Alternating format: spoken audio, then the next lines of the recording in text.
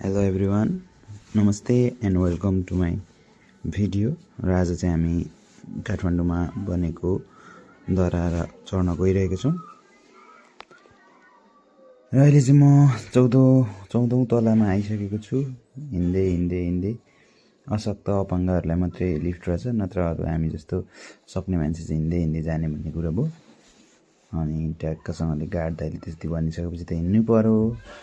अनि ट्याक लाएर आइपुग्यौँ। जाँदैछु, अहिले 15औं तलामा पुगेँ म। अनि गलेर बसेँ यसरी। अनि ट्याक्कसँगले फेरि उठेर गयौँ, 17 तलामा पुगेँ।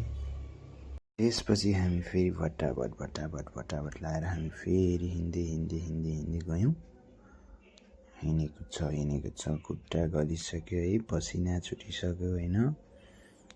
अनि ट्याक्क लाएर फाइनल्ली चाहिँ हामी लास्ट अथवा 20औं तलामा आइपुग्यौँ। अनि यहाँ 20 तलामा आइपुग्दा चाहिँ एकदमै गाह्रो भइसकेको थियो। अनि दुईटा रेलिङलाई टक्क समाउँदै माथिल्लो टप फ्लोरमा पुगियो।